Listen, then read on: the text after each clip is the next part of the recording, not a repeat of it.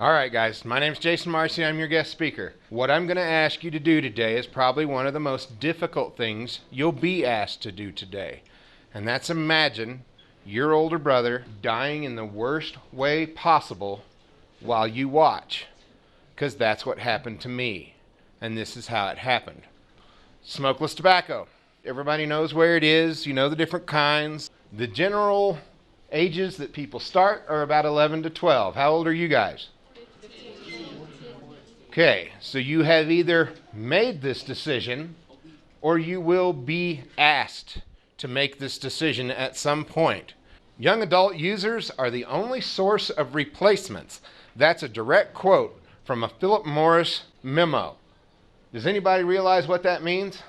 Replacements? The others died? The others have died. It's a well-known fact that teenagers like sweet products. That's a direct quote from Brown & Williams Tobacco Company. Cherry Skull is for somebody who likes the taste of candy, if you know what I mean. That's a direct quote from a U.S. Tobacco Company memo. Do you see these products on the left? These are called transitional products. These are products that are designed to get you thinking about smokeless tobacco way before you're even old enough to try smokeless tobacco. They're sold to you in virtually the same packaging that they're selling you tobacco in. Does anybody know who this guy is on the left? The Marlboro Man. Does anybody know how many Marlboro men there's been? There's been 3. 2 died of cancer. Do these look like advertisements that are designed to get me to try it? No, they're designed at you. Today's teen is tomorrow's potential regular customer. The reality is not quite as glamorous as their ads. 8 to 10 dips a day has the nicotine equivalent of 30 to 40 cigarettes. They have found that the tobacco companies can manipulate the nicotine levels in these products. Why would they want to do that? 2 reasons. Nicotine is a poison. If I give one of you guys a cigarette or a dip and you're not used to it, by the time you get to the end of that cigarette, you're going to be sick.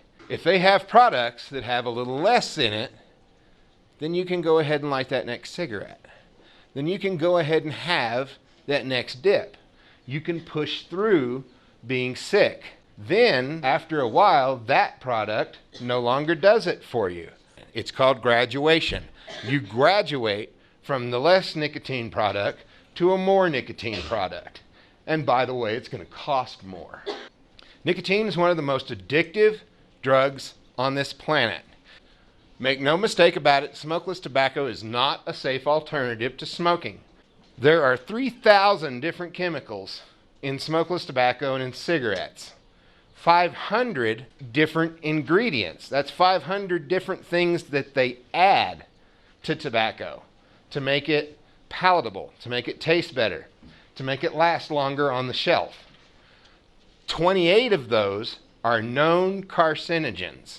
They're known cancer-causing agents. Cadmium, used in batteries. Plutonium-210 in nuclear waste. Formaldehyde. Have anybody ever been in the science class and seen the frog floating in the liquid? The liquid it's floating in is formaldehyde. Arsenic. What about abrasives? Sand. Why would it have sand in it? It's for cutting tiny little slits in your lip and in your gum to help these chemicals and the nicotine drug to get into your bloodstream faster. Smokeless tobacco effects on the mouth. Now, not everybody who uses these products is going to get oral cancer, but everyone who uses these products is going to get nicotine dependency. Everyone that uses this product is going to get tooth discoloration and bad breath. This is also one of the wonderful things that comes along with smokeless tobacco. Hairy tongue. Who wants a hairy tongue? Who wants to get kissed by somebody that has a hairy tongue? Now, this is not hair. This is the bacilli on his tongue that have become damaged. They've become engorged. They've raised up off of his tongue. But If you grab this guy's tongue and you pull it out and you take a blow dryer and blow it across, it'll wave in the breeze just like hair. It can be blue, it can be green, it can be black, and it stinks. If you stop using smokeless tobacco today, this will go away. Some of these other things don't go away quite so easily. This is leukoplakia. It's a precancerous lesion. Tooth decay, gum disease, tooth discoloration, gum recession, gingivitis. These are the other things that come with smokeless tobacco. These do not go away. These have to be repaired. This is oral cancer. This does not get repaired. This gets cut out. This gets irradiated. This gets chemotherapied. This does not go away. These men have shortened their lives. They may have even ended them. You can see the guy down here in the corner. You can see the scars where he's had other surgeries. It's come back. He's not going to survive that. The radiation and the chemotherapy is bad. Now, you see the sore on the side of his tongue.